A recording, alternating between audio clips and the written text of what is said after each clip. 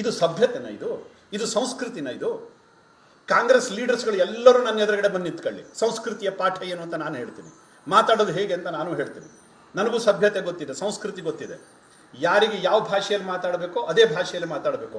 ಮೊದಲು ಸಿದ್ದರಾಮಯ್ಯನವರೇ ಸಭ್ಯತೆ ಏನು ಅಂತ ನೀವು ಕಲ್ತ್ಕೊಳ್ಳಿ.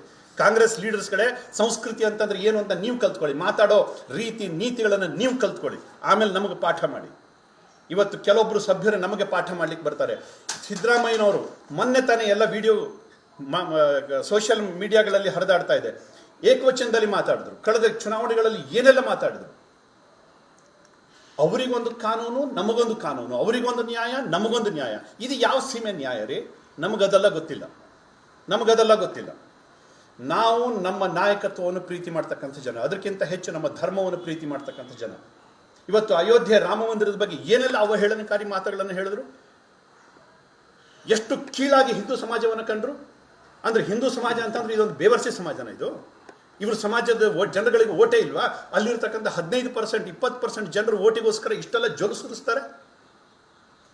ಹಾಗಿದ್ರೆ 80%, 85% ಇರತಕ್ಕಂಥ ನಮ್ಮ ಜನರಿಗೆ ಏನಿದೆ ಗೌರವ? ಹಾಗಿದ್ರೆ ಮೊದಲು ಗೌರವ ಕೊಟ್ಟು ಮಾತಾಡೋದನ್ನು ಕಲೀರಿ. ನಮ್ಮ ಸಮಾಜಕ್ಕೆ ಮೊದಲು ನಮ್ಮ ಧರ್ಮಕ್ಕೆ ಗೌರವ ಕೊಟ್ಟು ಮಾತಾಡೋದನ್ನು ಕಲೀರಿ. ಜಾತ್ಯತೀತತೆ ನಮಗೂ ನಂಬಿಕೆ ಇದೆ, ಆದರೆ ಆ ಧ್ವನಿ ನಿಮ್ಮ ಧ್ವನಿಯಲ್ಲಿರಲಿ, ನಿಮ್ಮ ಭಾಷೆಯಲ್ಲಿರಲಿ.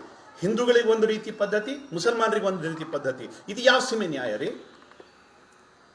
ದಯವಿಟ್ಟು ಸಭ್ಯತೆಯನ್ನು ನೀವು ಕಲೀರಿ, ಸಂಸ್ಕೃತಿಯನ್ನು ನೀವು ಕಲೀರಿ, ಆಮೇಲೆ ನಮಗೆ ಪಾಠ ಮಾಡ್ಲಿಕ್ಕೆ ಬನ್ನಿ. ನಮ್ಮ ಧ್ವನಿ ಇದೇನೆ. ನೀವು ಹೇಳಿದ್ದು ಏಕವಚನದಲ್ಲಿ ಮಾತಾಡಿಸಿದ್ದು ಸರಿ ಅಂತಾದರೆ ನಾನು ಮಾತಾಡಿದ್ದು ಸರಿ. ಯಾರು ನನ್ನನ್ನು ಒಪ್ಕೊಂತಾರೋ ಬಿಡ್ತಾರೋ ಗೊತ್ತಿಲ್ಲ, ದೇವರು ಒಪ್ತಾನೆ. ಈಗ ಹಿಂದೂ ಸಮಾಜದ ಸಭ್ಯ ಜನ ಇದನ್ನು ಒಪ್ಕೊಂತಾರೆ. ಸೋಷಿಯಲ್ ಮೀಡಿಯಾದಲ್ಲಿ ನೋಡಲಿ, ಇವತ್ತು ಚರ್ಚೆ ಮಾಡಲಿ, ಯಾರು ಏನೇನು ಹೇಳ್ತಾ ಇದ್ದಾರೆ ಅನ್ನುವಂಥದ್ದನ್ನು ಕೇಳಲಿ. ಸಿದ್ದರಾಮಯ್ಯನವರೇ, ಖಂಡಿತವಾಗಿ ಹೇಳ್ತೀನಿ, ಸಂಸ್ಕೃತಿ ಸಭ್ಯತೆ ಬಗ್ಗೆ ಮಾತಾಡೋದಾದ್ರೆ ನನ್ನ ಎದುರುಗಡೆ ಬರ್ರಿ. ಇಡೀ ಕರ್ನಾಟಕದ ಜನ ನೋಡಲಿ, ಲೈವ್ ಆಗಲಿ, ಬನ್ನಿ ನಮ್ಮ ಎದುರುಗಡೆ. ಅದಿಲ್ಲ ಅಂತಂದ್ರೆ ಸಂಸ್ಕೃತಿ ಸಭ್ಯತೆ ಬಗ್ಗೆ ಮಾತಾಡೋದನ್ನು ಬಿಡಿ. ಯಾಕೆಂದ್ರೆ ಅದರ ಅರ್ಥನೇ ಗೊತ್ತಿಲ್ಲದೆ ಇರತಕ್ಕಂಥ ಜನ ನೀವು ಸಿದ್ದರಾಮಯ್ಯನವರೇ. ಕಾಂಗ್ರೆಸ್ ಬಗ್ಗೆ ನಾನು ಹೇಳೋದಿಲ್ಲ, ಅನೇಕ ರಾಮ ಭಕ್ತರು ಅಲ್ಲೂ ಇದ್ದಾರೆ. ತುಂಬ ಜನ ಪ್ರಾಮಾಣಿಕವಾಗಿ ಇವತ್ತು ಕೂಡ ಸೇವೆ ಸಲ್ಲಿಸ್ತಾ ಇದ್ದಾರೆ. ಆದರೆ ಸಿದ್ದರಾಮಯ್ಯನಂತಹ ಧರ್ಮಲಂಡರ್ ಬಗ್ಗೆ ನಾನು ಹೇಳ್ತಾ ಇದ್ದೀನಿ,